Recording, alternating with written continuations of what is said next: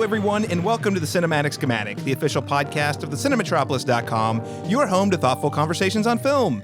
I'm your host, Caleb Masters, and today we're abandoning our boring lives on this dying planet Earth because we're going not just to space, we're going to Pandora to join the Na'vi as James Cameron intended. That's right, we are reviewing the recent re-release of James Cameron's Avatar.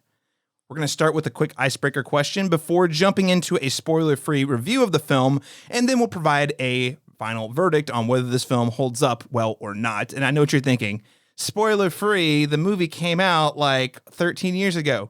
Well, maybe there are some of you out there who've forgotten the details, or you haven't seen it, or you don't remember anything, which is a common occurrence among people who have seen Avatar, I have discovered. So we're going to keep it light at first, but we're going to go really have an in-depth conversation in the spoiler section. And joining me today is such an exciting panel. I say this because the dynamics could not be more perfect, that I'm sitting here thinking I would do an Avatar re-release podcast, but I don't know anyone who hasn't seen the movie until I discovered, pure coincidence, Alexandra Bohannon, formerly host here on the Cinematic Schematic soundtrack, had not seen James Cameron's Avatar. I didn't. I hadn't. And I was like, this is it. And so I was like, Alex, we need to podcast together again anyway, because it's been a couple of years. So I was like, this is the perfect opportunity. Oh, yeah. So Alex, welcome back to the Cinematic Schematic. Hi, thank you for having me. And yes, somehow I didn't see Avatar. It's impressive. I mean, 2009, we were all graduating high school. Yep. The theater in my hometown was like a barn in the middle of nowhere. Oh yeah, you've been to that theater in Chickasha? Yeah. Oh, I watched Paranormal Activity 2 there. Yeah. It's one of the smallest theaters. I think Caleb's podcast recording room is approximately the same size as this metal shed. Maybe definitely a little larger. Yeah. I definitely don't think the grandeur factor would have been if I had seen it there in theaters. And totally missed it. Well, I think it worked out fine, Alex, because it was leading you to this moment in which 13 years later you could talk about how you haven't seen the movie, because you're a unicorn at this point. This is the highest grossing movie of all time. It's not adjusted for inflation, so there have been more tickets sold for other movies. We'll get into that later. But anyway, highest grossing movie of all time. I mean, it was a cultural phenomenon in 2009. And as we're going to talk about in this discussion, we're going to talk about whether or not it's still a cultural phenomenon in 2022. So happy to have you here.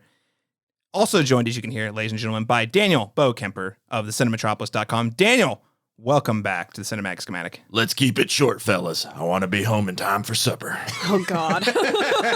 I'll try not to act like the Colonel the entire podcast, but it's going to be very hard. So apologies in fans. But no, don't apologize. Thank you so much for having me on this fantastic journey to Pandora, which I forgot existed very quickly. I think a lot of people did. After 2009. And Daniel, you have, in fact, seen James Cameron's Avatar. I have. Okay. Twice now. Twice now. Okay. Yes. All right. Well, we'll get more detailed on our perspectives here in a bit. Now, ladies and gentlemen, before we get into today's in-depth discussion covering Avatar, I just wanted to note that if you're listening to this show and you enjoy the conversation, the best way you can support us is by sending us unobtainium in the mail. I will have that address in the show notes. But first, before you send us the unobtainium, you need to subscribe to the podcast and leave us a rating and review on your preferred podcast app, most specifically Apple or Spotify. It really helps us get discovered by more listeners like yourself. Real quick, Alex, it's been a while since you've been on. I just want to do a general check-in. How's life? How are you? How are things? Oh, life's great. Pandemic really did a thing to the world, didn't it? Yep. That's kind of where I'm at with everything. I'm slowly going back to theaters, and we were talking about before the show occurred that I went and just saw Bros in theater. Very fun film.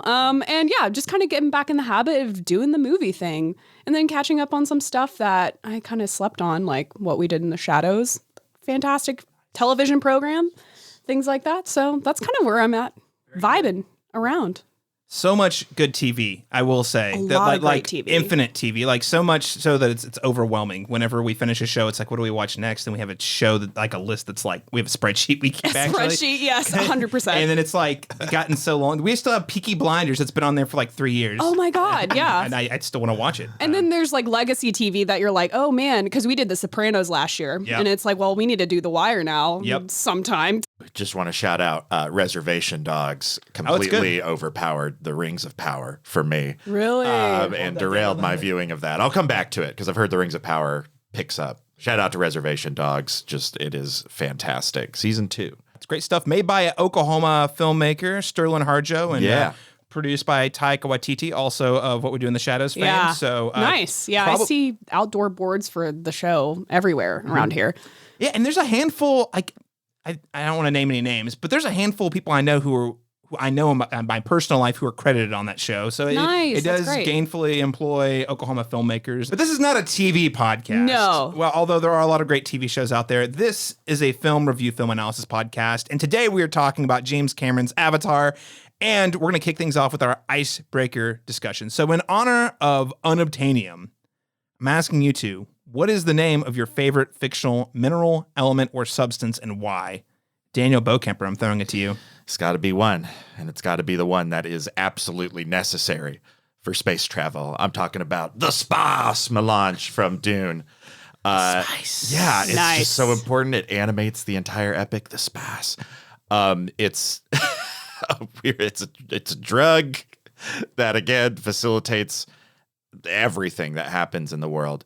It is the most important mineral, and I want some goddamn spice coffee real bad. I do not care about the consequences. Daniel, it's pumpkin spice. It's here every year. No way. Yes. I've been resisting it this whole time. Oh my gosh. I love it. So Daniel picks the spice. Alexandra Bohannon, how about you? Okay, so I back up. Rings of Power. So one thing I didn't realize is that Tolkien created the concept of mithril. And that mithril is just in every fantasy setting now, and everyone accepts it as like mithril's like the best metal to make all of your fancy stuff out of. And that came from Tolkien. It didn't come from anywhere else, and everyone accepts it. So yeah, you have to go with mithril because it's like it's a foundational element of so many fantasy settings. And I honestly had no idea until I'm watching Rings of Power with a Lord of the Rings nerd group that like it's that creative process that came from his brain. Amazing. Also, just that word, like unobtainium, is kind of like it's literally the worst word in the world. Mythical and mineral put together. Mithril. Listen, I mean, I think Tolkien, wrote the book on fantasy. I mean, he gave us high fantasy, invented all sorts of, the dude wrote languages before he started the story, okay? So I'm just saying, I think it's impressive, and we got to give credit where credit's due, that Tolkien can name some shit. I mean, come on, even the countries, Mordor, Gondor, Rohan. He's great at names, like the mouthfeel of all the words that he comes up with. It feels so like real, raw, legitimate, and then you can contrast it with James Cameron, and he just comes up with these words like Pandora, and he didn't come up with the word Pandora, but he certainly heavy-handedly named his planet after it. I don't even know if he came up with unobtainium originally. Like, if we're being real. I think the thing that's the hardest part about Tolkien for me is honestly names more than anything. Like Calibrimbar. He gets crazy. Yes.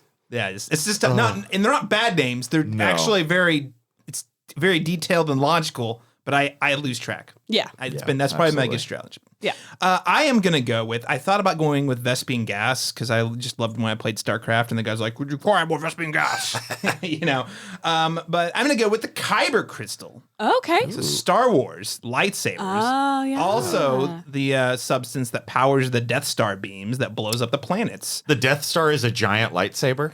The little beams that is come out. wild. I didn't know that. It's the same source. Yeah. So the same thing that fuels the lightsaber, it takes quite a lot of it to blow up a planet. But that's what fuels. It was one of the elements that fuels the Death Star Death Beam. Yeah. Fascinating. And I got to say, we didn't mention in TV, but it's top of mind. Andor is on Disney Plus, and guys, Andor is the best thing to happen to Star Wars since The Last Jedi.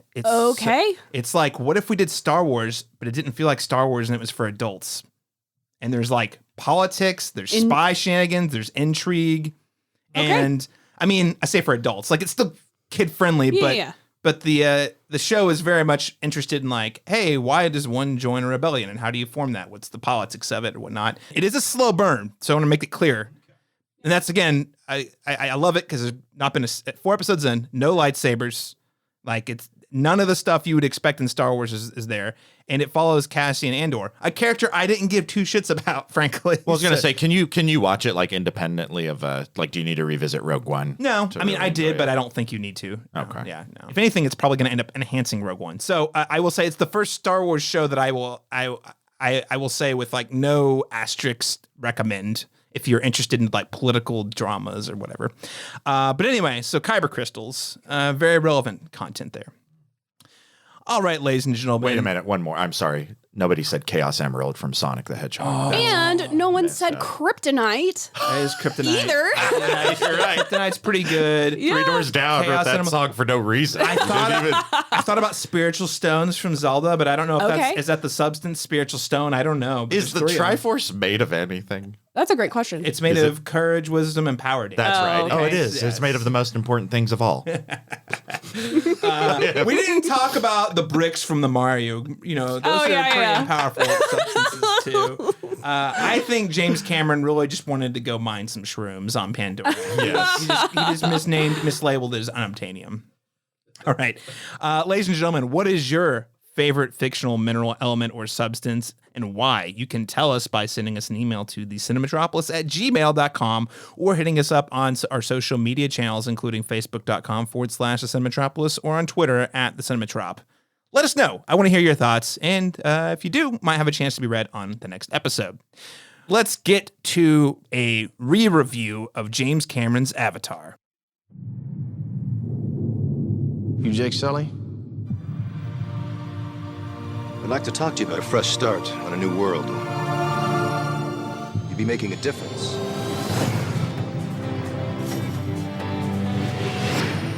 I became a Marine for the hardship. I told myself I can pass any test a man can pass. All I ever wanted was a single thing worth fighting for. Ladies and gentlemen, you are not in Kansas anymore. You are on Pandora. You should see your faces. We have an indigenous population called the Na'vi. They are very hard to kill. This is why we're here. Because this little gray rock sells for 20 million a kilo. Their village happens to be resting on the richest deposit, and they need to relocate. Those savages are threatening our whole operation. We're on the brink of war, and you're supposed to be finding a diplomatic solution. The concept is to drive these remotely controlled bodies called avatars. They're grown from human DNA, mixed with DNA of the natives. Marine in an avatar body.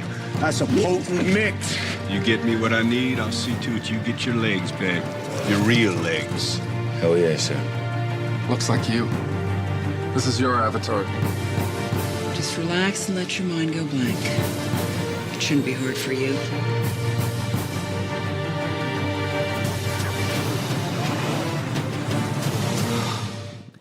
According to IMDb, James Cameron's Avatar is described as a paraplegic Marine dispatched to the moon Pandora on a unique mission becomes torn between following his orders and protecting the world he feels is his home.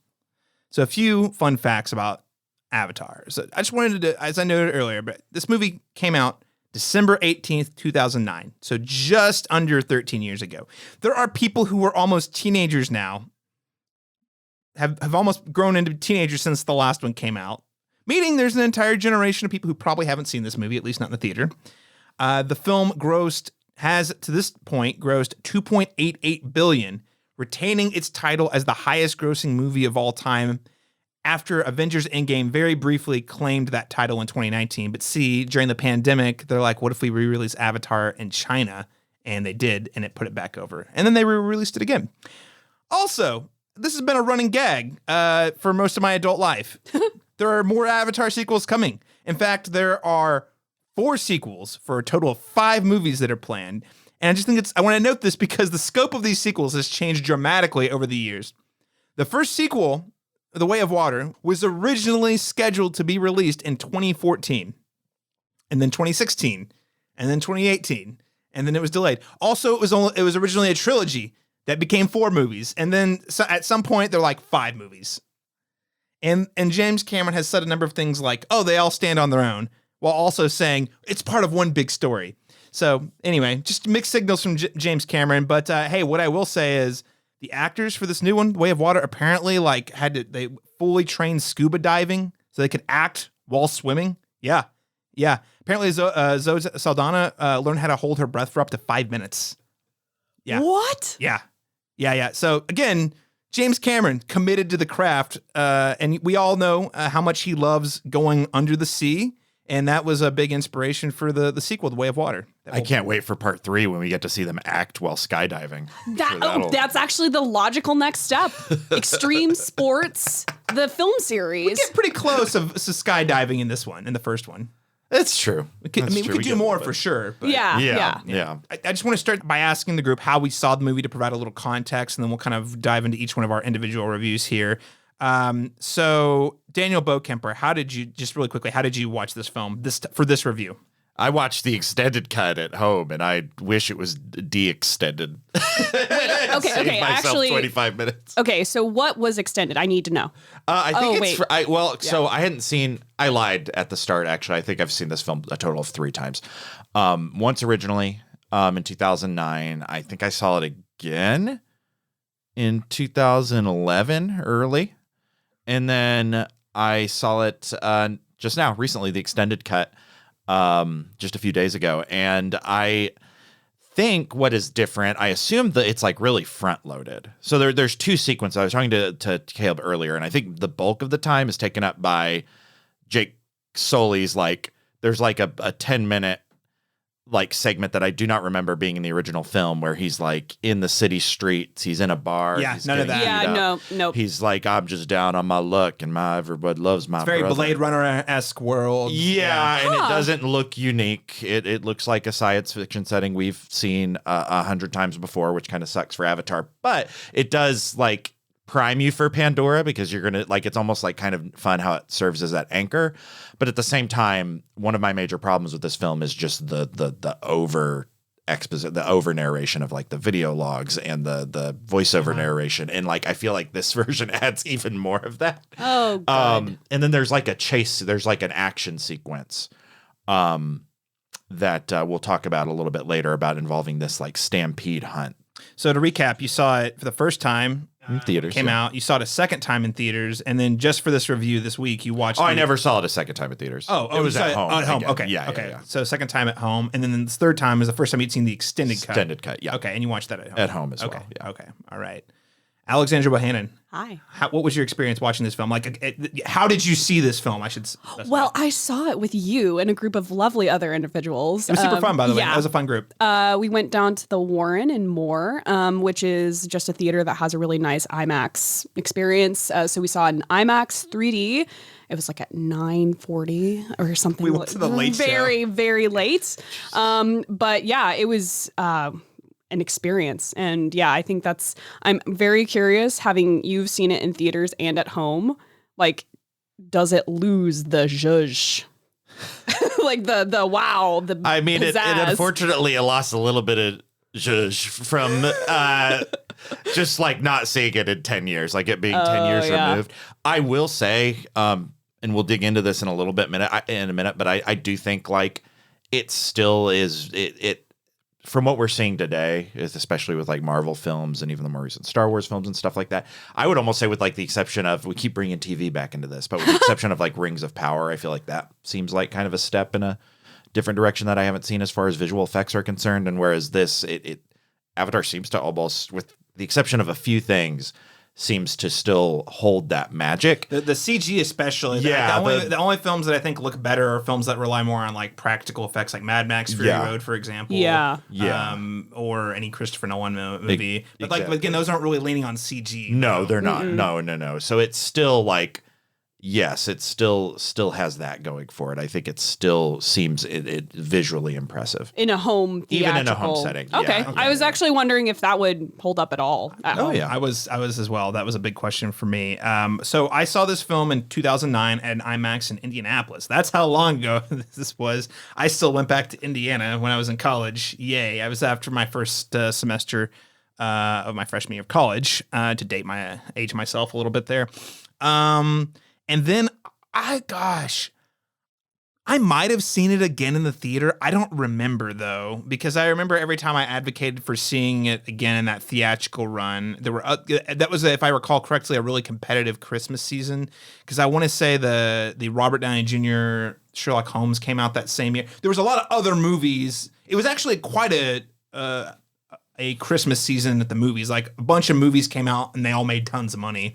So anyway, I want to say, was there a Tarantino movie that came out that year? Maybe Django Unchained? I can't remember. Yeah. No. That was a little later. That was like 2011 or 2012. No, that was 2012. Right? Yeah, you're right. So maybe it was Inglourious Bastards. I don't know. There was something else. But anyway, I only saw it. I'm pretty sure I only saw it the one time in that original theatrical run. I can't remember seeing it in the theaters again. I do remember I was really excited about the director's cut when it came out on Blu-ray, and I bought it like the day it came out, and I watched the director's cut one time, and I don't think I've seen the movie since. And that was at roughly 10 years ago, 10 to 11 years ago when I bought the director's cut on Blu-ray, which I still have, but I've only watched it one time.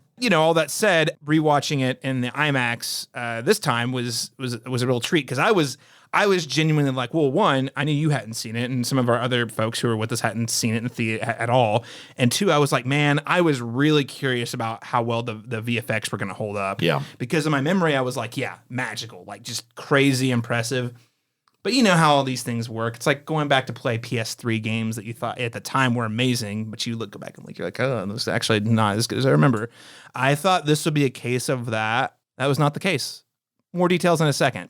Yeah. So Alex Bohannon, I want to start with you here because as we've already pointed out, you're in the unique position of being a person who has a lot of film opinions on the internet and just film opinions in general. I love it. I love having opinions online. I know, but I'm just saying, like, people who have opinions on the internet usually see everything, or they 100%. Or they see the really popular stuff, Oh, yeah. and you have not. So, what did you think of James Cameron's Avatar? Wow, guys, I was like, what to unpack first? So, okay, let's first talk visuals, then we can come back and talk about other things. The visual experience. I had the same thought that it was going to be, oh yeah, there's going to be like PS3 graphics and it's going to be polygons and kind of rough and whatever. None of that. Yeah, it was gorgeous, beautiful, stunning, 3D, masterfully done. Like, I mean, there is zero. The complaints I have, which I think we're going to talk about in a little bit, were when they were upscaling frame rate in the theater to like, it looked very jarring. But all of the stuff that I don't know what restoration process they did, or if they did any touch-ups or modernize anything for the re-release for this year. Gorgeous. I mean, there's like absolutely zero complaints. That brings me to my next point. Can you talk about this movie as art? Is my big takeaway from watching this movie.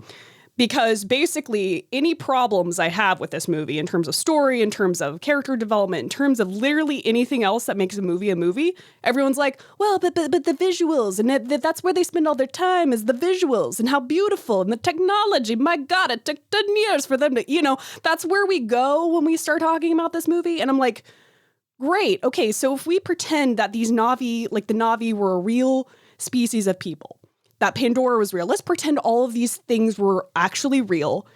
And let's like treat this as, because the visual effects are so good that you really can't see that they're different. Even when, I always forget the main hero's love interest, what her name is, when she's holding him in his human form. Yeah, what is it? Zoe Saldana is the actress. Yes, yeah. Okay, so when Zoe's... I shouldn't even try. I'm not. I was like, if I try, it's going to be very offensive. Yeah, there we go. Natiri is on my notes. So it's like when she's holding him, and I thought that would look weird. It looked beautiful. I have no complaints. So it's like, okay, let's pretend they're all real. If they're all real, like, what is the story still got left, right?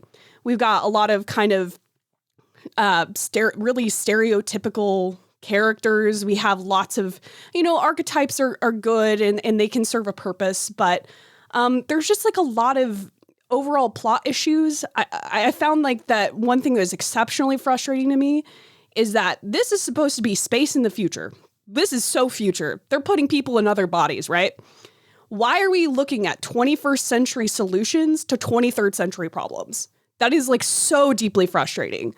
Like, and that's one thing that old Star Trek gets super right, is that they're thinking like how we would optimistically like to be acting in the future. And I know, it's a more pessimistic view of society, like corporations own everything and the military is still like this military industrial complex, but now it's in space. And it's like, great, but we're still, why are we not thinking of, this is kind of like getting into spoileries, but there are portions of this film and giant military action set pieces. It's like, why are we not considering drone warfare for these, like military tactics? Why are we still using ground troops?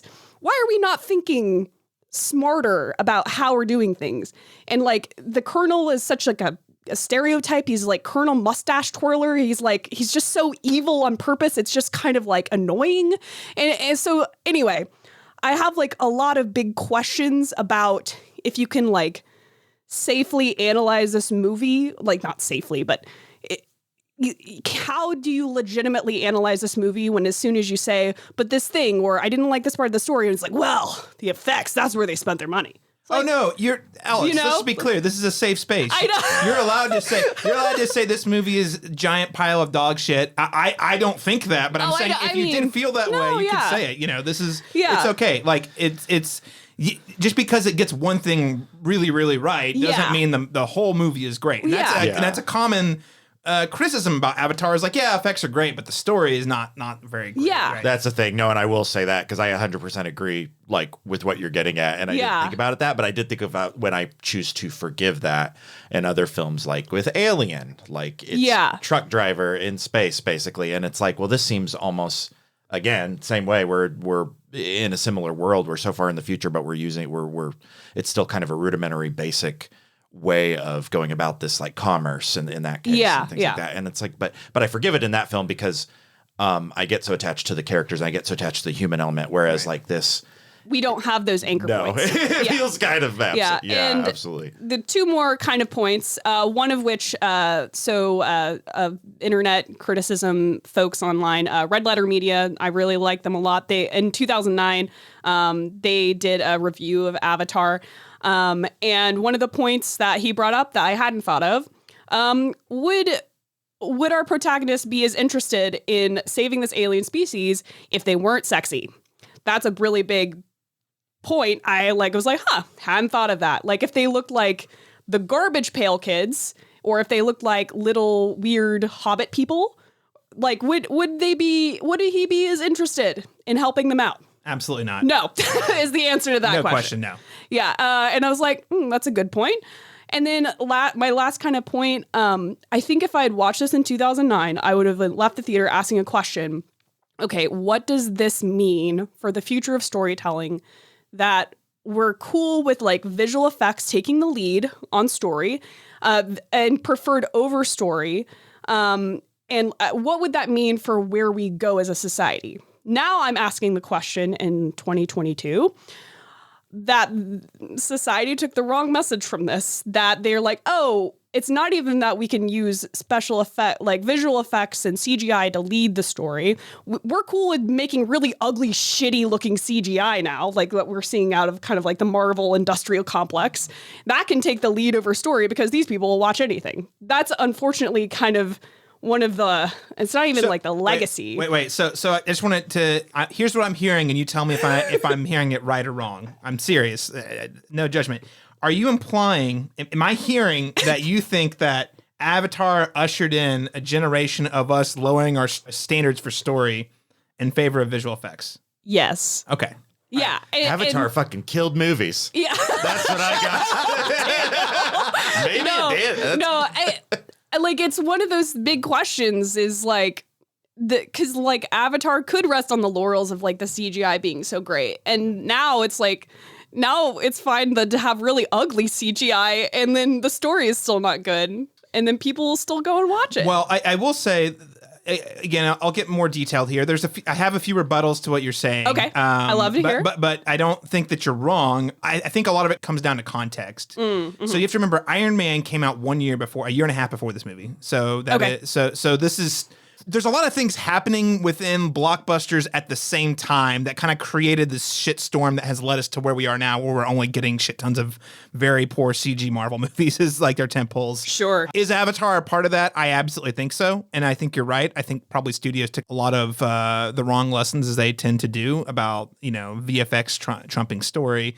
But I don't think it rests entirely on. I think that would be an over promise and oversimplification. But I do think it did show studios accidentally the wrong message. And whether it came from Avatar or they're like, okay, what if we try to think of other movies that came out with similar big pizzazz at the time, How much money did this movie make again? What, $3 billion? Several billion. 2.88 billion. We can put most of the onus, I feel like, on Avatar. I don't know. No. Okay, I don't. So many people saw it. No. Absolutely. I'm just gonna say this might be better for a follow-up podcast where I can actually do some proper research. But here's what I will say. The aftermath. Here's what Avatar I'll say. 2 sequel talk. There was at the time, we have obviously the birth of Marvel, but also superheroes were on the up and up at the time. Yeah. I also recall, and I don't remember exactly when this quote came out. It was sometime in the early 2010s, so I guess it would have been after Avatar. George Lucas and Steven Spielberg were on a panel, and they basically said the direction we're heading in is very bad. We're putting all of our stock into tentpole movies, which means there's bigger budgets, less innovation, and studios will fail because they bet big, and when they fail, it's a huge loss. And we have seen that come. I mean, say what you will about George Lucas and Steven Spielberg. I think they knew what they were talking about. Yeah. And we are living in that reality right now where it's all consolidation.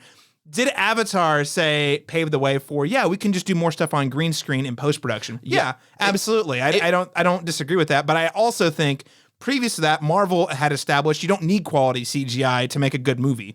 So it's a combination of the way blockbusters were shaping up at that time, with the release of Avatar, with the release of like what was just performing well, which was superheroes. I wouldn't gloss over like Transformers in 2007. Oh yeah, that's okay. That, thank you. Almost good call. I still think Avatar is the culmination. Yes. That is like. But the other big difference is is the slow cooker was starting to catch on fire while nobody was watching it, and it was starting to burn and stuff. And then Avatar just exploded. The other thing is James Cameron spent like over a decade working on these visual effects. So and he pioneered a lot of things, including 3D, which was ultimately a failure. I don't think it's because of this movie though. I think it's similar to what you said, Alex. It's studio executives being like 3D works. Everything in 3D. Where it's like, no. They actually he built the technology because he had a love for 3D underwater photography, and he says, "I bet we can do this on the big screen." And they built the tech for it. And there were, in fact, a handful of directors who I really, truthfully think used the tech smartly. Martin Scorsese did it. You have Hugo in 2011. I think Life of Pi did a really great job with it. There's probably at least a dozen movies from like well-known, well-respected directors that they gave the 3D a try, and I think actually made it a really immersive experience. But the overwhelming number of 3D movies was just like, throw an extra $5 million on in post-production and throw it out there. And frankly, that is what ruined 3D as a novelty, was shitty 3D, like just slapped on there. You tell me Clash of the Titans did have good 3D. Daniel, you just mentioned the wrong movie. That movie hurt me. Okay. Just trying to release the Kraken. Oh my God. We're not even talking about the Don't movie. Anyway, put the Kraken. I get on my high horse. I just am here to say, I guess I'm going to be the Avatar defender on this panel here today. But Daniel Bokemper, before I become a martyr, I need you to tell me, what did you think of Avatar upon this rewatch? You won't become the sole Avatar defender, but I'm definitely not going to stand in front of you very long. Because I don't like it's weird because I did, even when I saw it as a kid, that was like, when I saw Avatar 2000 in 2009, I was already like starting to.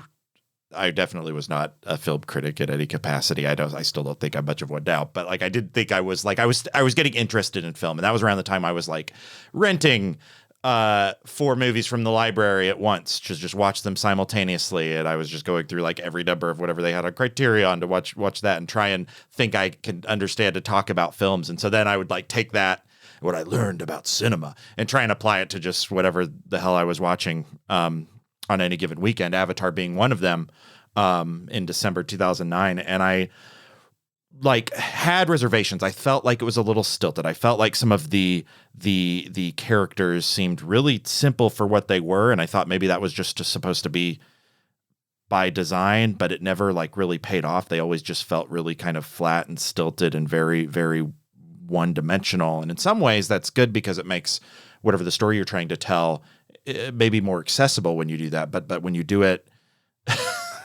in this fashion and don't go anywhere and don't actually say anything unique or different, and then just fall into the same, pitfalls, including, the white savior complex we'll get into a little bit later, which is especially difficult to stomach now. I feel like it almost feels worse nowadays.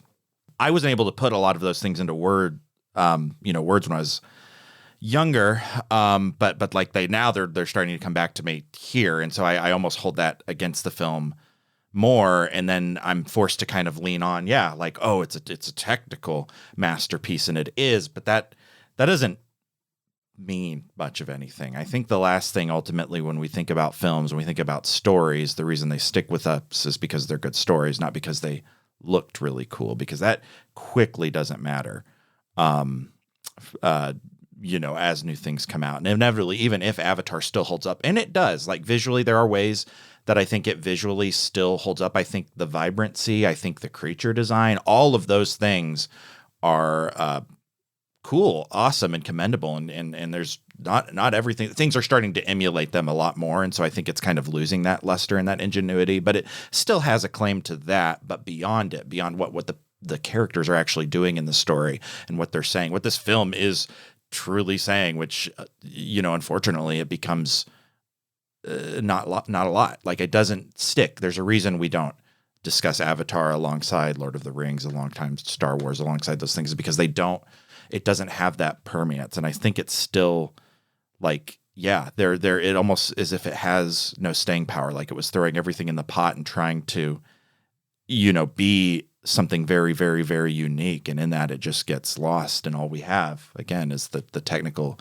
achievement. And it is an achievement, but it's just not. What does it mean? Like, are we asking any important questions of ourselves? Are we citing Avatar as the quintessential example of something that matters? Or do we have another, is there something else that we can dissect? And I think for Avatar, it's just not, I feel no reason to like bring it up in conversations of the greatest movies of all time and the most impactful films of all time, because it just doesn't have any of those things. It's like has every ingredient it needs to be those things, and clearly it also has the income and the revenue to say like, well, yeah, this was definitely a film that made technically a historical impact. But then it's like, but why? And it's like, well, just because it sold a lot, because it looked really cool, because of the technology. Yeah. But like, is there any narrative juice behind it? And I'm sure, big film criticism nerds will come with their pitchforks for me saying something like this. But it kind of reminds me, it's like, I'm curious. The answer is likely no, but in my thought experiment, were people talking about the first film that actually had synced audio, not a silent film, in a similar way. It's like, oh wow, what this is doing from a historical standpoint, but like I don't know the name of that movie. And I'm not saying that you folks out there, you're like, oh, it's this, and I'm sorry for disappointing you, but the idea that it's like larger cultural conversations aren't necessarily had anymore around those films. We're talking about the films that actually had, they did some innovative technical things, but then they also told a story that was coupled with it that had the staying power. Mm-hmm.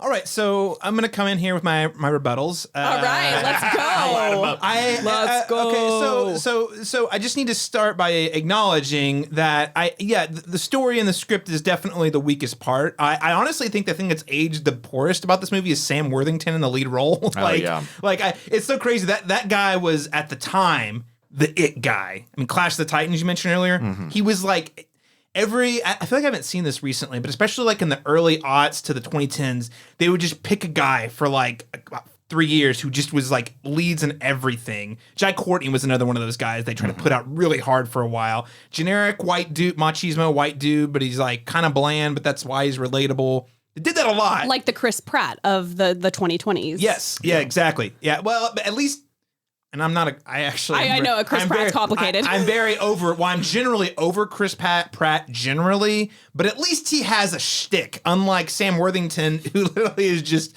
I'm here, man. His shtick is a voice. Okay, He real does have a talk. voice. He was in Terminator. He was in a Terminator movie. He was in Clash of the Titans. Terminator Salvation, He was yeah. in this movie. Like, it was a bunch, and it wasn't just like small little indie films. It was like big studio tentpoles, like in succession for about 3 years. It's wild because I had to literally look on my phone to confirm that you were talking about the lead actor. That is how much cultural impact he has had in my mind. He voiced Call of Duty Black Ops. Great. Main character in that first Black Ops game. Also, I guess he can only be filmed in 3D, and since we're not caring about that anymore, it's just like we don't got nothing for you, Sam. And Sam Worthington out there, man, I'm rooting for you. I hope you do great work. And I don't think you did bad here. I just think you're playing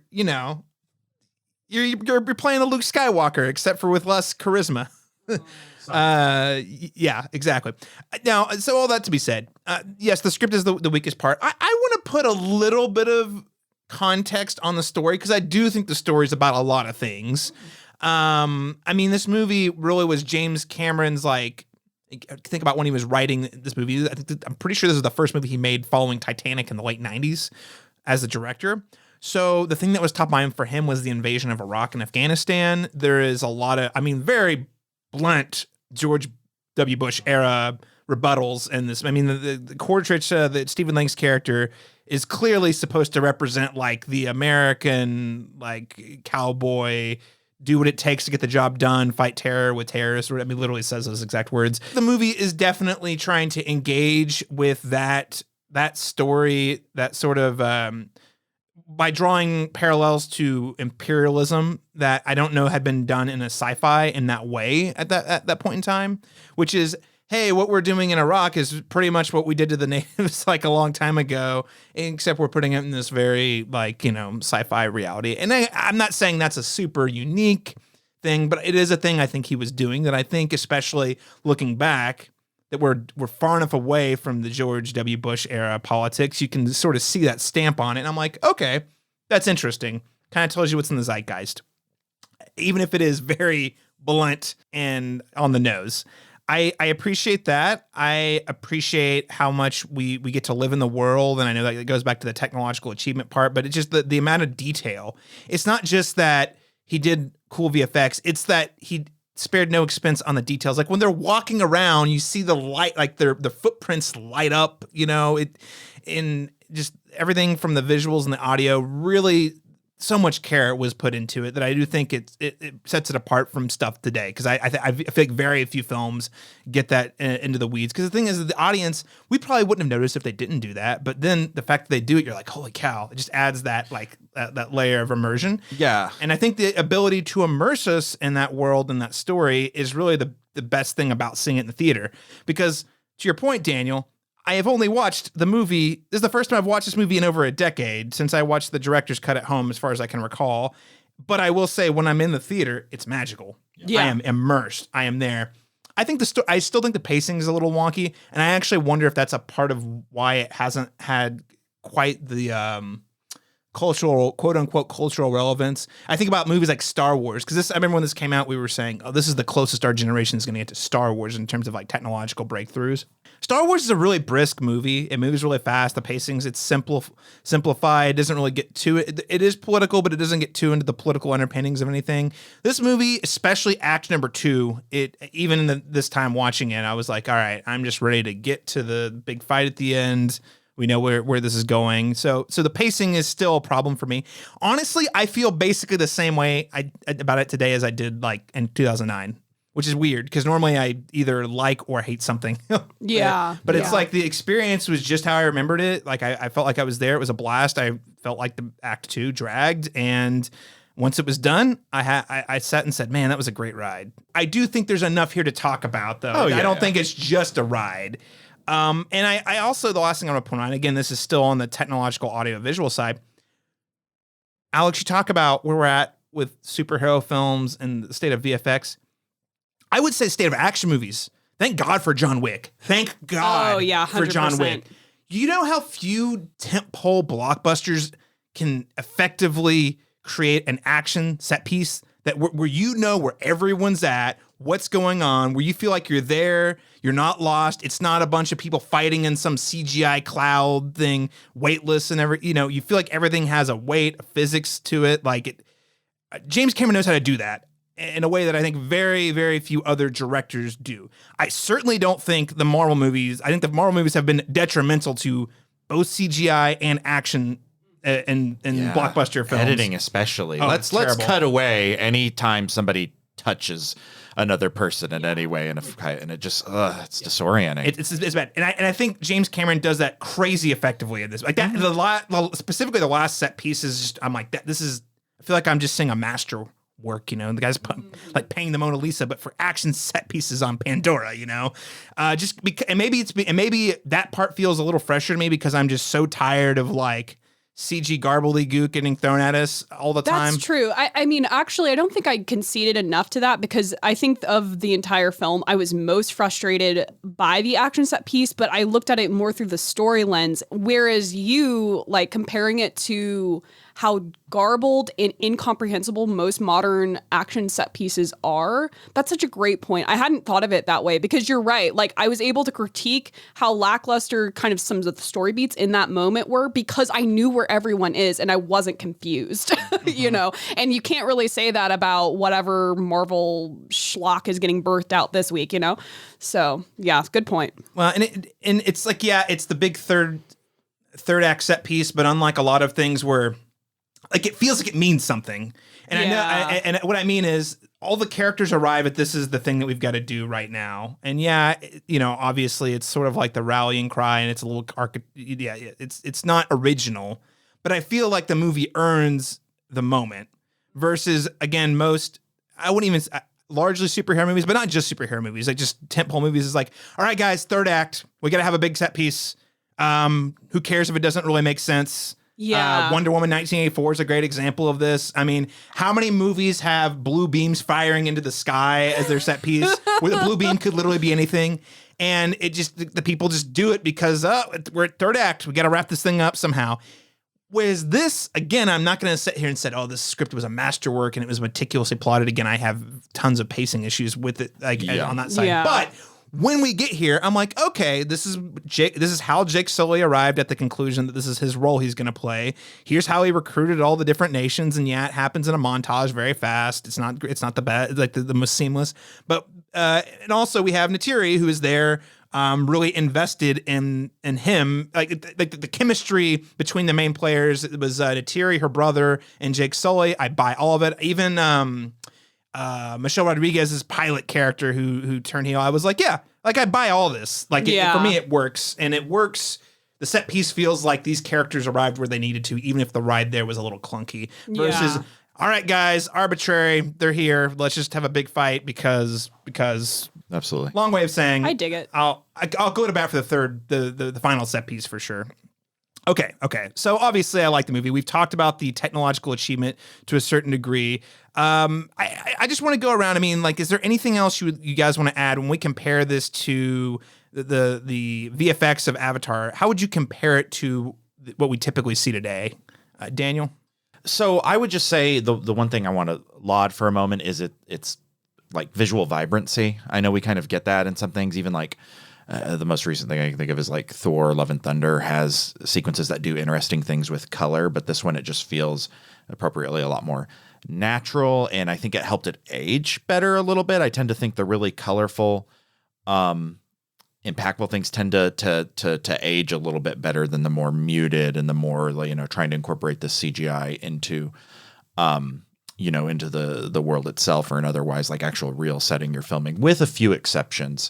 There's one film that was made on a pretty low budget, like Troll Hunter, and I'm in the Halloween mood, so it's like Troll Hunter, and then another film called Grabbers, I think, is a way where they incorporate CG that isn't all that great, but they use darkness to integrated in a way that makes sense. And I think that does really well. Whereas like Avatar, it's visual, you can see everything.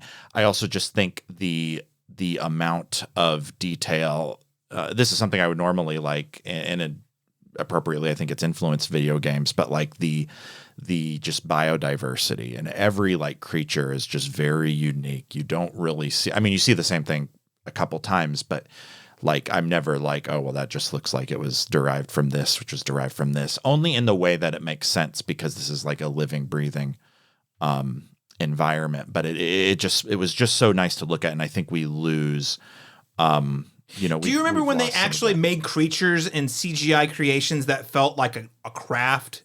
Mm-hmm. Yeah, it's kind of what I get. I mean, that's what I mean. Yeah. Because you believe that the creatures all here belong in the ecosystem, where they fit into the ecosystem. I noticed that like a little detail about like where their lungs are placed typically tells you a little bit about where they live in Pandora, right? Exactly. Yeah, and very, very, very close attention. Again, they all have things that they share.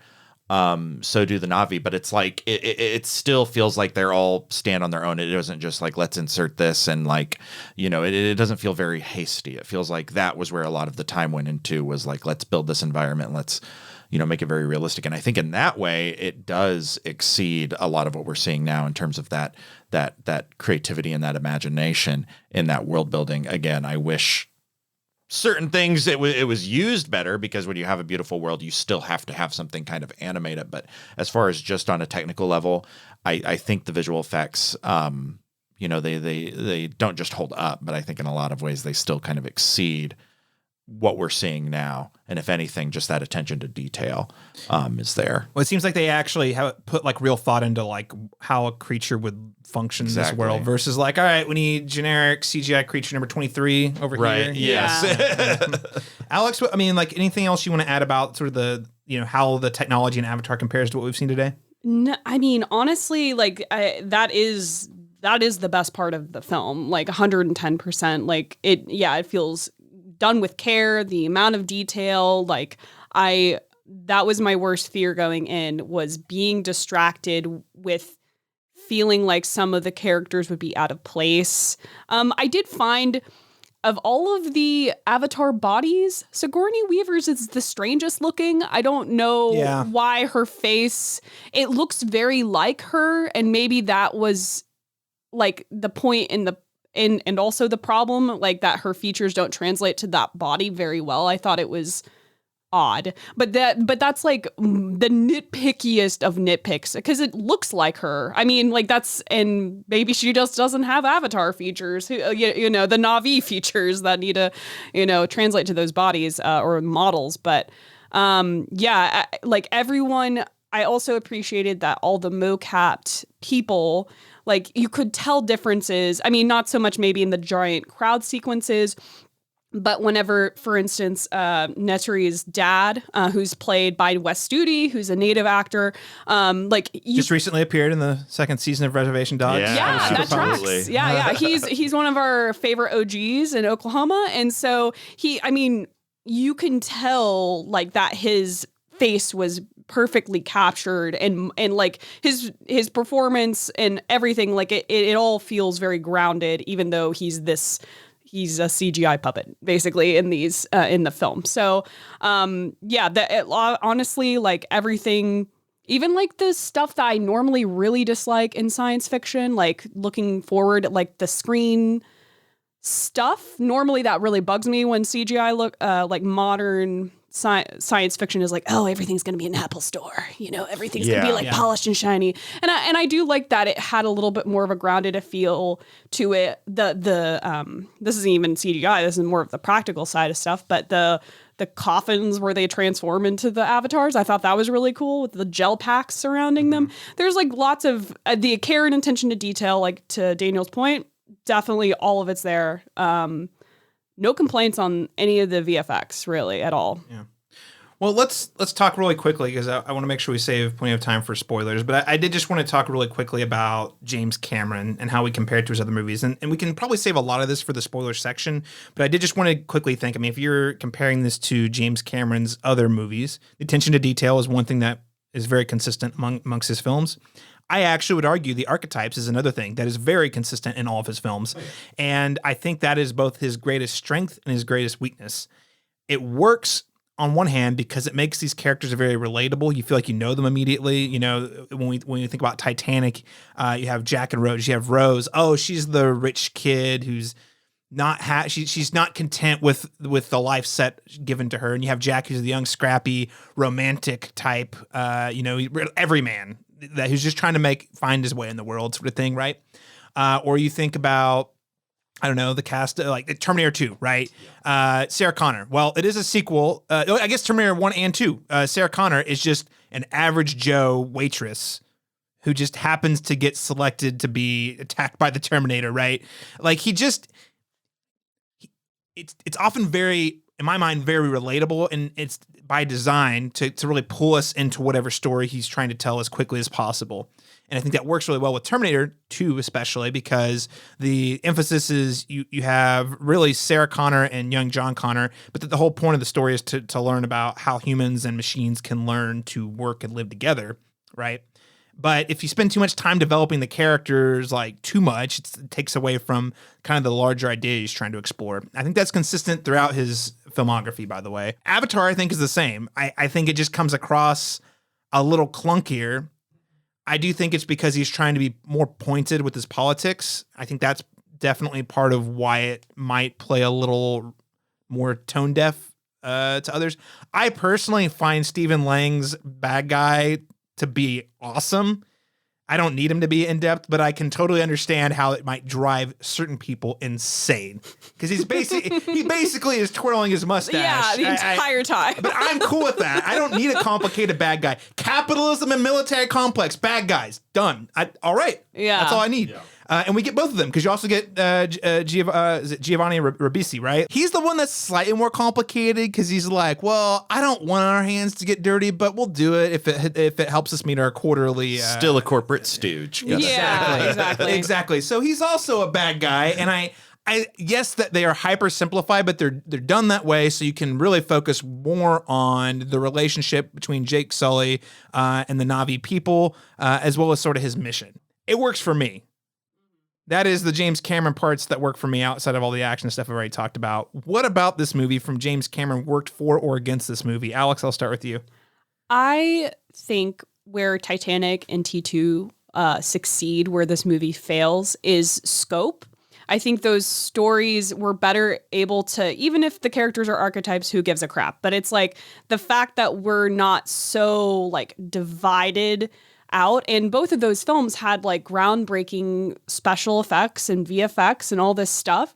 But basically, like for Titanic, the fact that you get to know the characters, it feels more personal. And then, oh yeah, this huge tragedy happens. And then, yeah, the entire second VHS or whatever is the boat, right? And it's all that impressive action. So I just wish that we had just a tiny tablespoon more care and attention, like we see in his past films, paid to some of the characters. I don't need the villain to be exceptionally complex, but just a little bit more time spent. But then it's like, okay, well, if you want more time spent, where are you going to take it from? With the fact that he has to like learn how to be part of this tribe, and like it's like, where do you start flexing whenever the core, it's not necessarily the core part, like point of the story. And so it's just like, that's just my big bummer, I guess, is like, I just needed a little more nuance from everybody on the characters. Well, and you're saying, be like with Titanic, we have the time to yeah, and everyone part of that, breathes. And I think we're able to do that because people know the Titanic. Right. Yeah. Already. There is this grounding. You don't have to design, all right, guys, here's the world in which Titanic was built. And here's you already know that from the get-go. Exactly. We all know that Titanic's going to sink. Yeah. In Aliens, there has already been an established, the world, while he grows it tremendously in that film, Ridley Scott has already established the world of Alien and Alien, so he doesn't have to spend as much time focusing on that. He can focus more on the character dynamics, whereas this, He really is focused on the world, and the character's more secondary. Yeah. And maybe that'll be like, to your point, Caleb, like the fact that he's growing in these like second entry films, maybe in Way of Water, Shape of Water, whatever it's called. Like that's where we get to like sink into the characters. We'll learn more about Nitri. Sully will be more of a human being. Maybe we'll even get a nuanced villain. That's like my big standout, is that we get a nuanced villain, like just an opportunity, since we don't have to ground. Oh no. Are you going to tell me something that I'm not going to like? An ancient evil returns. Is that what I'm just going to say both Giovanni Ribisi and Stephen Lang are going to be at least in the second one. So I don't now. Maybe it's just flashbacks. I doubt it, but maybe, but they're going to be there somehow. Okay, well, all right. I'm okay. I do hear you out, and I definitely want to talk more about that in spoilers because I think that the thing is, all of my biggest problems with this movie, leaning on very familiar tropes and flat archetypes, theoretically was to get us in. Yeah, that's like my hope. So now that we're in, he should really be able to flex the muscles a lot more. Just like, hey, since we don't have to build up the world, you guys get the world. Cool. All right, here are the people and their real feeling. Yeah, and that my favorite James Cameron films are. I see him as kind of a sequel king, and it's because and especially my two favorite of his, Terminator 2 and Aliens, you have very strong established characters right out the gate in Sarah Connor and Ellen Ripley, and I think it's very easy, to attach to those films, get behind them. As of right now, he does pretty good with sequels. So we'll see if Way of Water, if that holds true for James Cameron. I don't know if we have enough, because that's the thing, is the other thing in that, like when I looked at it and think of like, what are my favorite James Cameron movies? And then it's like, you can count them like on one hand. There's not many to like have to choose between. And I don't think he's made, removing Avatar, I don't think he's made a bad movie. No, directed a bad none of them movie. are like bad. No, absolutely not. There are some I definitely attach to. Yeah, of course. A lot more.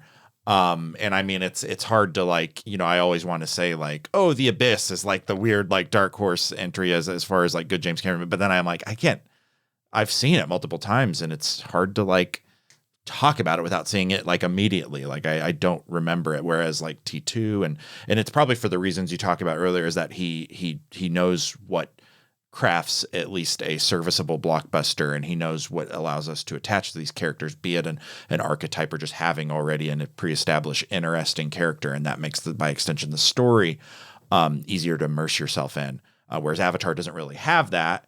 And so then I guess in the absence of that, he's like, well, I better create a really, really, really fucking cool world for you to get lost in. And he kind of does, but you still need that other piece. You still need the character.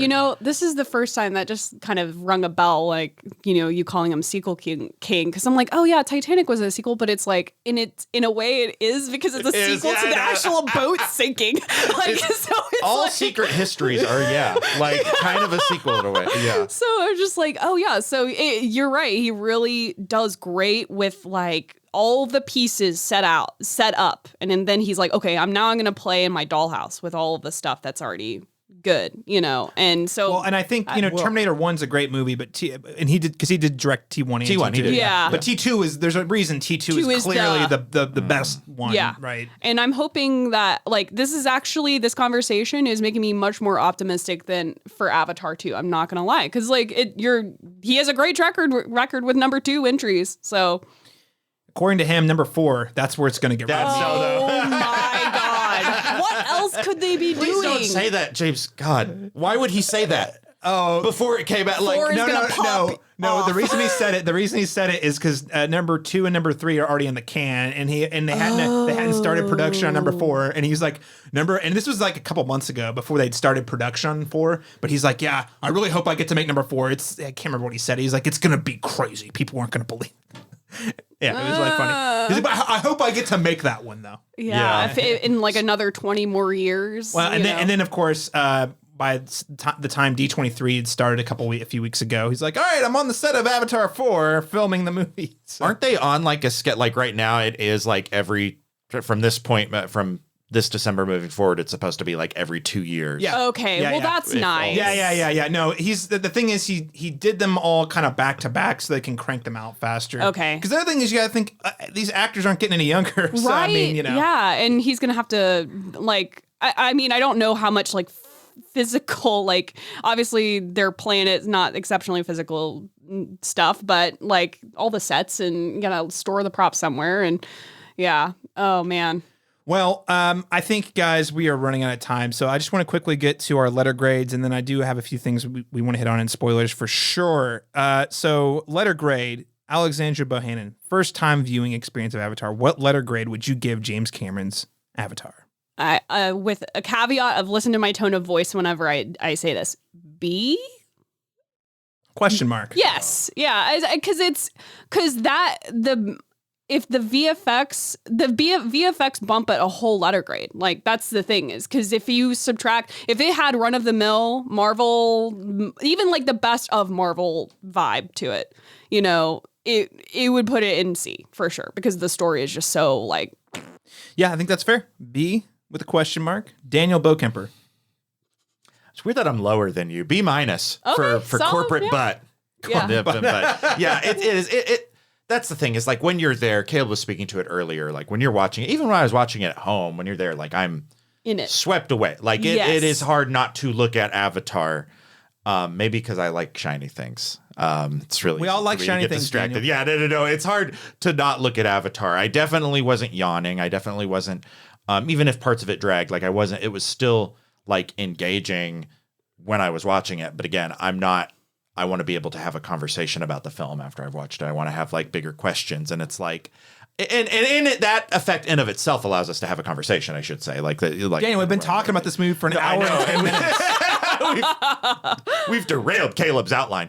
He worked so hard on. That's the thing is I need, like, for me to give a really higher grade to a film, I need to be thinking about it a lot, and it needs to be like recall, like I just go throughout life and encounter other pieces of art, and I'm thinking about that, and I cannot think of a single time except as a as like a joke. That I was like, oh, Avatar. I mean, I guess every time I see Caleb's wall right here, I do think of the. Because it's blue? Yeah, Oh, okay. it's like the exact shade of the Navi people. I'm a Navi fan. Always on my head. Yeah. it's So Daniel's going B-. I'm going to go, Alex goes down the middle. Daniel's going low. I'm going high. I'm going to say B+. Okay. A++ for visual effects, set pieces, all the James Cameron things, like D for writing and story. Yeah. The story really is the vehicle to get you to the world. And I accepted that a long time ago, and I'm okay with that. It could have been better. I really am, Alex, to your point, I am very optimistic that we have room to do that in the next movie, or next 4 movies, I should say. Honestly, the sequels, in my mind, this is for me personally, are going to make or break how good Avatar as an experiment is, because if the sequels suck, then everyone was, in my mind, I'm like, everyone was right. It was just all CG. If the sequels are great, I'm like, see, it was all like part of like the journey we had to go on that took 20 years to finish. But because we're running on time, we're just going to move right into the spoiler discussion. So for some reason you haven't seen Avatar, or you've completely forgotten about it and want to experience it like you did for the first time, go ahead and tune out now. I'll be back.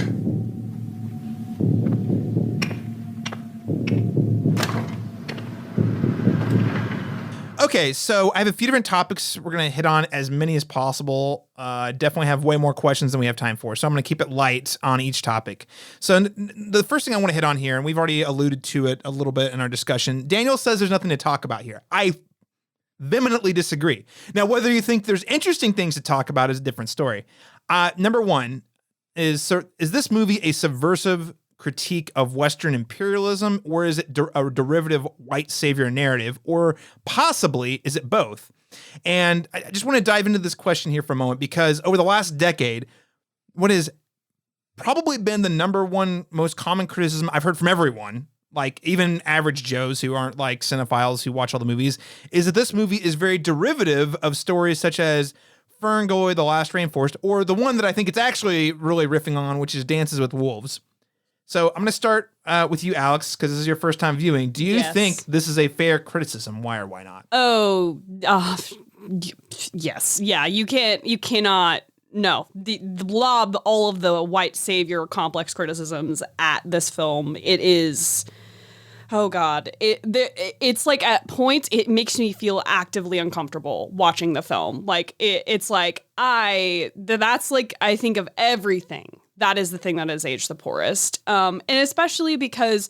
So obviously you have this stuff that's way more over the top and overt with Sully, and now he's like I'm the only guy that's ever thought of jumping on the back of the big bird, and it's like people did that for like no one thought of doing that, jumping from a higher point to jump on the big dinosaur bird. As far as I understood, white men can't jump, so it was very, very funny that it was the white dude who did it. I found it very frustrating that Nitori had so, like, she's, like, showing him how to do all these things, but she somehow still had so little to do in terms of her as a person.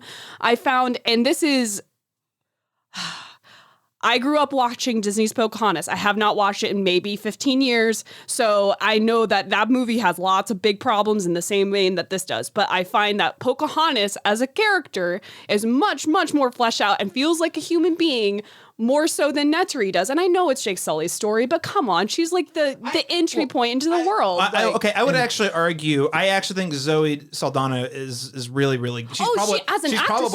She's probably the strongest performer in the whole movie. Right, but it's not her performance. She's doing a great job with what she's given, but just like in terms of like her wants and needs. And I thought there was going to be, it's literally like the Pocahontas thing of John Smith versus Kocoum. Like the idea that like Neturi has this betrothal because they're the king, the next tribal leaders and all this stuff. And I thought there was going to be a much more overt love triangle and more like nuance with all of that. And it just missed it. Like it happened kind of, but it was like at the end, they're all like palling around and then what's his bucket, like kamikazes and like, you know.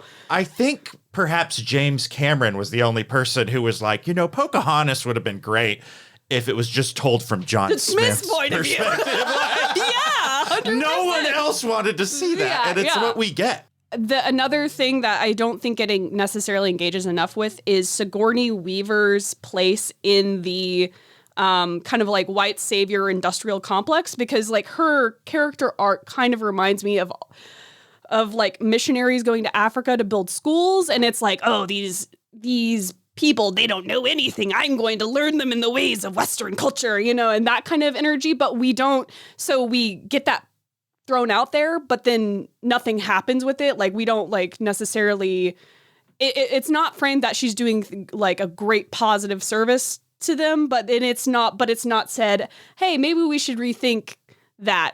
Do they really need to know about white Western English culture? So Daniel might be able to speak to this.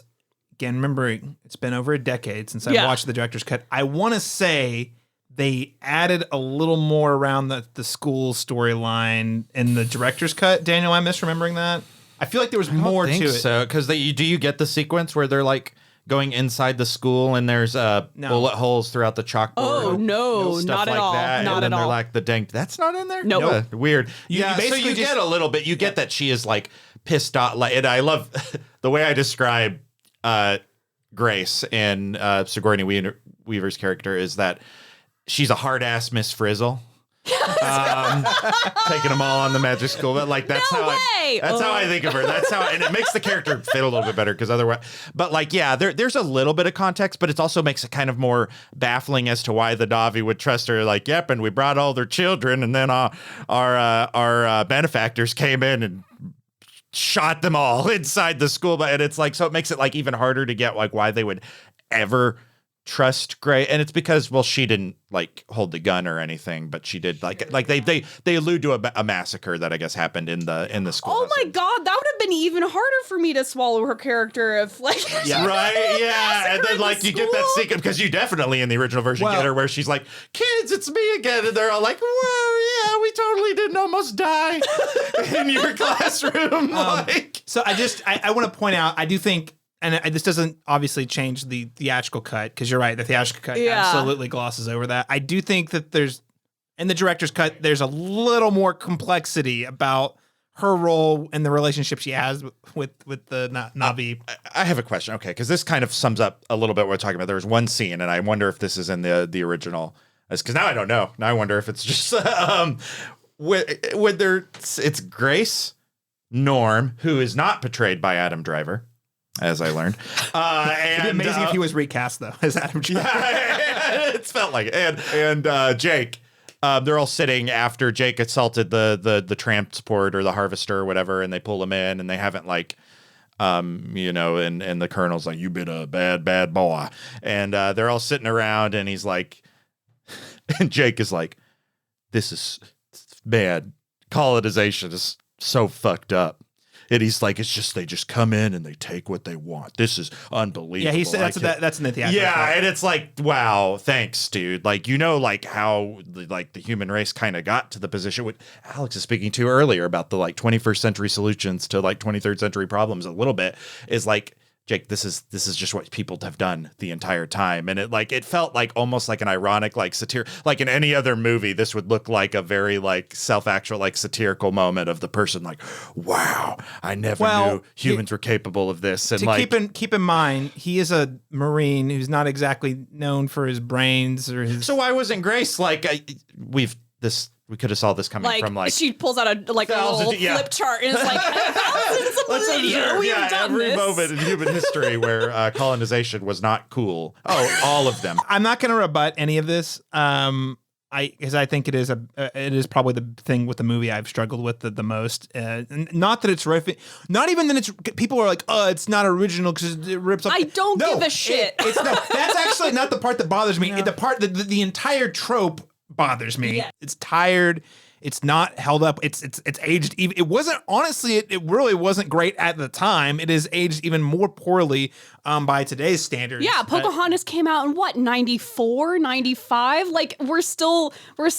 How is the native characters in Pocahontas more nuanced than a film that came out in 2009? Right. Well, and it was Disney and still hella whitewash. Holy fuck. Well, and it's weird too because I just am really curious. Again, we need to move on, but I am just really curious about what the consulting relationship with the consultants were like with this movie, because there are several consultants listed working on this movie. So I'm like, were they just like, yeah, man, whatever, give us a paycheck? Was James Cameron like, I hear you, but screw you? I don't know. I feel like there might be a little bit of because it just happens so repeatedly, and he is he's the only credited writer, right? James Cameron? Yeah. So I'm going to guess he probably maybe heard some things and was just noted. And it's just here's my what script. If I make them blue and they kind of don't look like people, but do look like people? And is that enough to just distance them? And then I can just avoid all of these things that you're telling me to avoid? Yeah, okay. That's one thing is definitely a big encouragement, especially as I'm a white lady. Please go read Indigenous scholars, their ideas about Avatar, because I think it's really valuable to know those perspectives and how they feel like this lens, treated subjects surrounding their culture and their, the fact that they were likely colonized, if we're looking at tribes in the United States. And yeah, because in a roundabout way, it still comes back to the idea that they still need the colonizers to exist. That's what I feel like it's kind of saying when they throw in that was, because it's not enough for Jake to you just said this, I'm just kind of reiterating. It's not enough for him to just gain a little bit of perspective and I guess be a better human being. Be a better being as a result. No, I have to be the absolute best version of what all of these people are, because I know and I was chosen and I was it still speaks to that manifestation. Yeah. It still speaks to all of those things. I think the sequence that was the most egregiously yuck for me was after after the Great Tree has been firebombed, they relocate to the Soul Tree. Is it the Soul Tree? I think it's the Soul Tree. Where, they're being in tune with their culture, trying to figure out next steps. And then Jake, I understand that, I called her Ripley in my head. I don't know, Ellen, Grace, Hope, whatever. Yeah. So whenever he's bringing Grace to them, it feels so bad. He's like, your whole cultural homeland was just destroyed. Now heal my friend. You know what I mean? It just feels so it just feels so self-centered and entitled. It just like was really, and then they did it. There was no engagement of like, yeah, so our spiritual homeland's dead, and now you want us to do you a favor, like, you know what I mean? Like, it's just yeah. A lot of shorthand there. It doesn't really work super well. Yeah. Well, I just want to hit on a couple things here. We're about out of time, but I do want to talk a little bit more about, why maybe this film hasn't resonated in the same way as a Star Wars, Lord of the Rings, or Harry Potter. People have argued this film lacks the same cultural impact as those franchises. Do you agree? Why or why not? Daniel, I'll start with you on this, and we'll try to keep it short because we're about out of time. But no, I don't think it does, because it wades into that like palimpsest territory where it like kind of takes all of these things from a bunch of different stories, and consolidates a lot of different ideas, and it's like definitely is trying so very hard to be that like from the onset, and in a lot of ways that works. I don't think like, not to get all like Campbellian with it all, but like, Joseph Campbell does have kind of a point that we do have certain stories that we come back to. We do have myths that we lean on, and that's okay. It's okay that we get this story again, the Pocahontas Dances with Wolves story told again, as long as it's doing it in a way that's both different and helps us remember the important parts of those, while also hopefully in ways fixing the problematic parts. Or if we are going to have those problematic things, at least identifying why they are problematic, like why the white savior is problematic, things like that. Like as long as it's addressing those. But like on the narrative level, it seems to adopt so many of those tropes. It seems to adopt so many of those archetypes. It tries to set itself up as its own thing while leaning on so much else that it almost becomes nothing in a way at the same time. Like that's like, it removes that impact, because we have like a perfectly better example of what we want to talk about with Avatar. So if we want to talk about the hero's journey, I think we probably would lean more on Lord of the Rings. We probably would lean more on Star Wars. If we wanted to talk about any number of things, even colonization of itself, it's not even a good example of a post-colonialist critique. And so there's other films that we can lean on to discuss that. And that's, I think what hurts it the most is it's trying to emulate in a lot of ways some of these other great franchises, or at least these things that stick in our minds and tend to resonate with us on a deeper level, that it just can't burst through that layer. It doesn't only have the technical achievement going for it, but that seems to be like the most overwhelmingly what gives it any form of permeance. And I'm learning, at least for myself, that isn't permeance. That's just fun. I'll still go see those movies in the theaters. I'm still going to go see Way of the Water when it comes out, and like I'll still go see that, and it'll probably be a pretty good time, and it'll be pretty to look at. I don't think it's going to lose any of the things that makes this film good.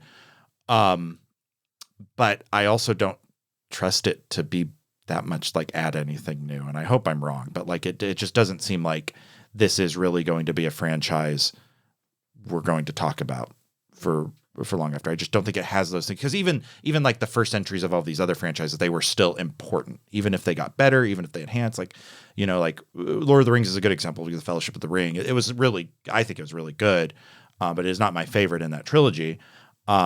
But it was enough to get us hooked and get us very excited. I think Avatar probably captured some excitement. I'm not going to say it didn't get people excited of where it could have gone at first, but as more time goes by, it's like it's not, it's not among those films. It's not in that class. But maybe I could be wrong. I kind of hope I am, but it's hard to. Okay. All right, Alex, what do you think? So.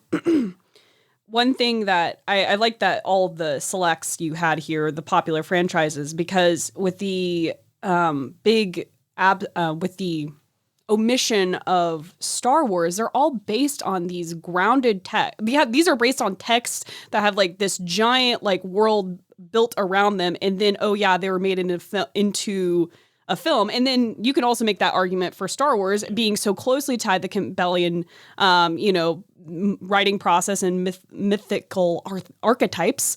So they're all based on other texts, whereas this film as a text is like it's only insular, based on itself. And I think to me, I would make the biggest comparison, and I say this as a person with a lot of very complicated feelings about Harry Potter now, that I would liken Avatar to where JKR is the sole like screenwriter for the Fantastic Beasts franchise, like how that goes so wrong. Like in terms of the first entry of that series is like setting up new characters, setting up new worlds, setting up all of this stuff. And I think Avatar definitely has more staying power than Fantastic Beasts, but I do think that those films have a lot more similar problems because they are not based on this like a text that kind of grounds it. And this person was just the visionary behind the film, was given kind of free reign to do what they want because they're a big name and they do what they want. And I think Avatar does Cameron's vision and goes for it a lot more successfully than a certain problematic author. But I would liken those two more similarly here because they don't have that larger cultural artifact propping them up. Mm-hmm. So something that you said, I'm rebutting. It's not a rebuttal. It is a yes and. Okay. Yeah. Because I think you're both onto something. Yeah. I think the reason that we haven't seen it seem to have the same impact, seem is a very important word there, is because it is self-contained within the movie. There is not a sequel. There's not been a sequel. There's not been a novel series. We are finally, I can't believe they waited this long. We're finally getting a huge, big budget video game coming out in a couple years from Ubisoft. Okay. I'm kind of amazed it took this long to happen. From Ubisoft? Ubisoft. Yeah, we'll see. But anyway, It's still from a very AAA developer, you know. Yeah. There's not really a lot of ways to engage with Avatar beyond the movie itself, right? I mean, there's a director's cut you can look at. So I think the big thing is we didn't get the sequels in rapid succession, so it just seemed like it evaporated. You know, you think Lord of the Rings, those came out back to back to back 3 years in a row. Harry Potter, we were getting one every year and a half. Star Wars, the original trilogy, it was 3 years apart per movie. Yeah. And then, yes, there was a long time after that before we got more movies, but in that downtime, there were novelizations, there were video games, lots of things to engage with. That's very true. Where I don't think Avatar has that. I think Avatar has had staying power, whether we realized it or not, because, fun fact, within 24 hours, that teaser trailer for Avatar The Way of Water had more views than like the last 3 Star Wars movies combined on YouTube. Oh, wow. So to say it's like, it's not culturally relevant, but a lot of people watch that trailer a lot of times. A slow burn cultural impact. Yeah. And this is another point. Yeah. Oh, sorry, go ahead. Oh, no, I didn't mean to cut you off, but I'm also like, one thing I'm remembering is I'm remembering this as an American, ultimately, like in that bingo. Yeah, That's very true. That's very true. Another cultural impact that I keep forgetting to bring up is the this was real during the time, and I only learned this from watching reviews and reading reviews that came out during that 2009-ish period, that people had post-Avatar depression. Yes. That they could not be Na'vi, and they could not become one of these beautiful They just wanted to go creatures. back to Pandora. They wanted to live in Pandora. People were actively like, that was like a thing. There was you should absolutely, quick aside, and since we didn't discuss like related media, there's an episode of it is a comedy series, but it's HBO's How To with John Wilson. Okay. The episode How to Remember Your Dreams. The entire last half of that episode is about an Avatar, and this was filmed, I think, Way of Water. Well, yeah, it was already announced, but it was he goes into he stumbles upon an Avatar focus group, or an Avatar like focus group, like an Avatar fan club group, basically, and they're like the only ones. And like, there's this like implication that they're the only ones who truly like remember Avatar and still continue to actively celebrate it. And it's a trip. You should definitely see, if you want just a very, very easy to grasp example of the post Avatar depression. It is exactly that episode. It's real. Yeah. Yeah. Again, I think if we'd had sequels that had come out within 3 years of this movie, You're right. I think we would have a different conversation, which is why I'm really curious about how big the Way of Water is going to be, because this long between sequels, typically you're like, I don't know, but James Cameron, man, don't bet against James Cameron. We've been wrong every time. I think I could. I'm actually interested. I'm optimistic for the sequel, and I also think that people want this. I mean, all the cultural narratives aside, people want this escapism because the world feels so bleak at times, and we're coming out of this pandemic and everyone is struggling. I'm struggling. Freaking everyone I've talked to in the past couple of years, they're struggling because life has gotten really hard. And like, what a way to come back and being like, life can be beautiful and life can be tragic, but then there's this larger meaning to the tragedy. It's not just senseless tragedy, which is what it's felt like for 2 years. Well, and one thing we didn't get to touch on, just because due to time, is there's the huge environmental underpinnings of this film that I think are even they were very relevant at the time, and they are way more relevant now. 100%. And I think there's a lot of power in that, seeing like the potential beauty that nature has to offer on the big screen that way is could be pretty enticing to a lot of folks. Yeah. I just personally can't wait to see the headline that's like Way of the Water fails in comparison to its predecessor, and then the like subline below it that's like film only grosses $1.4 billion. So to put a pin in it, if the sequel is even half as successful, it's still a movie that makes almost $1.5 billion, right? Which is bigger than any movie. And I'm pretty sure the 4 and 5 will be immediately greenlit if that's the case. All right, guys. Well, we are out of time. Alexandra Bohannon, thank you so much for joining us today. It's been a pleasure podcasting with you again. Oh, so fun. What if people want to engage with you on the internet? Do they have a means in which to do that? Kinda. I'm kind of just evaluating my social media usage in the post-pandemic, if you can say that, in post-pandemic life. So you can find me on LinkedIn. I guess that's probably the thing I'm the most active on now, unfortunately. That might be the first LinkedIn bump this show has ever. It's my name in LinkedIn because I really don't do much with anything else. It's you good could for health. Also, Yeah. Send me an email if you're feeling spicy. I don't know. Wow. Email. Engaging via email. And listeners, if you send it to the cinematropolis@gmail.com and it will get to me. To Alex, I will make sure it's forwarded to her. 100%. Daniel Bokemper, where can people keep up with you online? Yeah, likewise, not terribly active, but I will always share the Cinematropolis things I'm doing. So you can find me on the Cinematropolis. On Twitter, just try to spell my name. You'll find it. It's Daniel Bokemper. It'll Google. There's an underscore in there, Daniel. You're showing yourself Daniel short. underscore Bokemper. But the point being is just spell Bokemper however you want, and you'll get there. Yeah, of course, on the Cinematropolis, occasionally at worldliteraturettoday.org, and just keep watching movies, y'all.